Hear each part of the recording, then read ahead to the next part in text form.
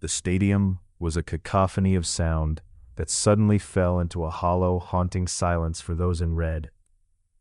As the halftime whistle echoed through the humid air of Istanbul, the massive digital scoreboard burned with a scoreline that felt like a death sentence for the English club. In the bowels of the Ataturk Olympic Stadium, the air was thick with the scent of deep despair and the metallic tang of sweat. The Liverpool players sat like statues of broken men, their heads buried in their hands, while the weight of a 3-goal deficit crushed them. Outside that locker room, the world believed it was over. Pundits were already drafting the obituaries for Liverpool's European campaign, and bookmakers had begun to close their accounts.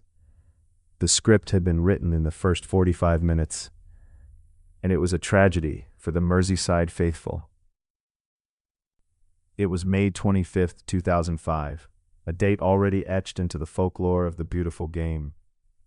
The Italian giants AC Milan were not just winning, they were performing a masterclass of tactical dominance that left the spectators in awe, and the opposition in a state of total disarray. The Milan lineup was a collection of gods among men, a terrifying assembly of footballing royalty. With Maldini leading the backline and Kaka orchestrating the midfield, they moved with a predatory grace that made the pitch feel like their own private hunting ground for the entire first half. Paolo Maldini, the ageless warrior and captain, had struck within the first 60 seconds of the match.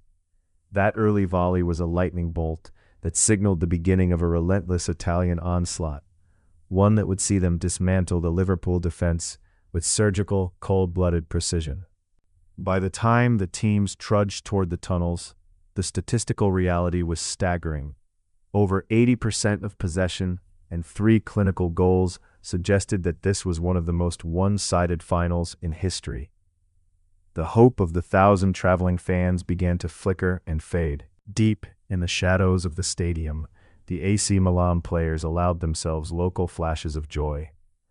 The champagne was metaphorically being chilled as the legends of the San Siro walked with the swagger of champions, already sensing the weight of the trophy in their collective hands. Then, something shifted in the atmosphere as the second half commenced. The cooling night air carried a new energy, a desperate defiance that began to brew within the captain of the Reds.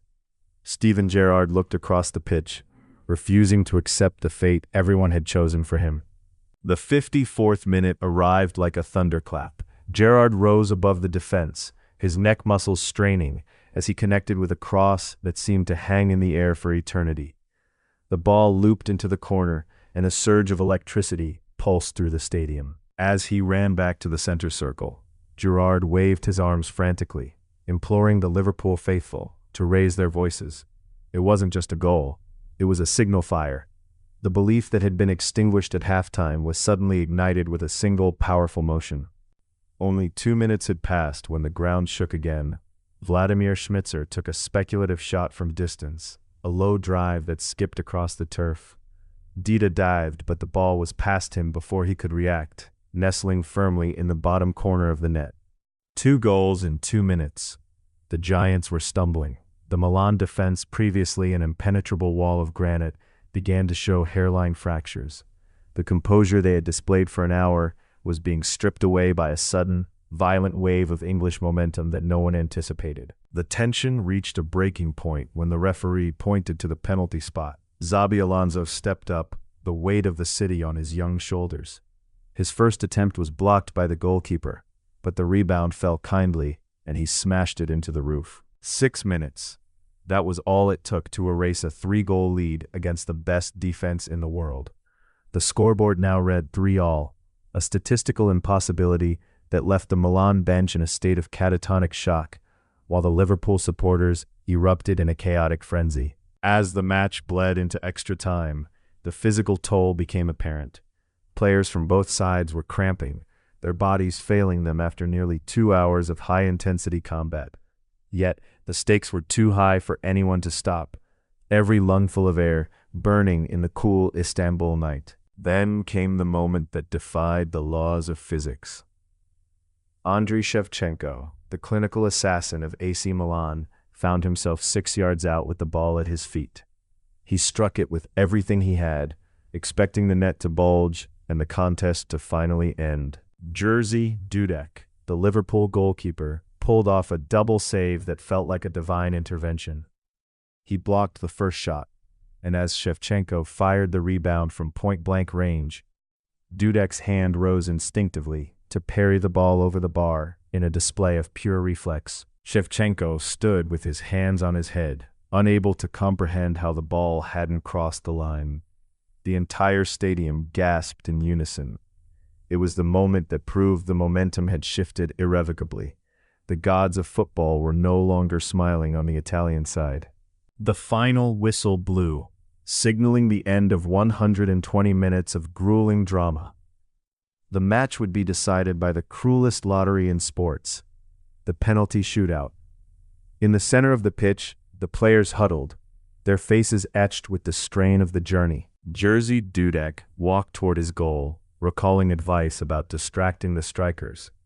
He began a strange, rhythmic dance on the goal line, his legs wobbling and arms waving like a puppet on a string. He was playing a psychological game, trying to shrink the goal for his opponents. One by one, the tension escalated as the ball was placed on the white spot. The walk from the center circle felt like miles for every player. The sound in the stadium was a deafening roar that made the very ground beneath their feet vibration with nervous energy. Milan's legendary shooters began to falter. The pressure of the comeback was a phantom presence in their minds, causing misses that seemed impossible just hours before. The script was flipping entirely, the Giants being humbled in the most public and painful way possible in the Turkish night. Finally, Andriy Shevchenko stepped up for the decisive kick. The man who had won so many matches for Milan now held their survival in his hands. He looked at Dudek, who continued his distracting dance, refusing to remain still as the striker prepared his final desperate gambit. The shot was struck, but it lacked the conviction of his earlier efforts. Dudek chose a side, lunged, and felt the leather of the ball strike his hand. He hadn't just saved a penalty, he had completed the most improbable comeback in the history of elite European competition. For a split second, there was a hush as the realization dawned on everyone present. Then the red half of the stadium exploded into a joyous riot of emotion. The Liverpool players sprinted toward Dudek, a chaotic crimson tide rushing to embrace their new hero in the center. Steven Gerrard hoisted the heavy silver trophy into the air, the confetti raining down like silver snow under the bright stadium lights.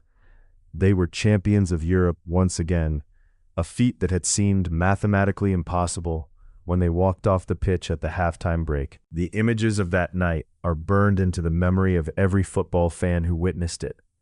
From the despair of the dressing room to the ecstasy of the podium, it was a journey through the very soul of sport, proving that until the final whistle, anything is possible.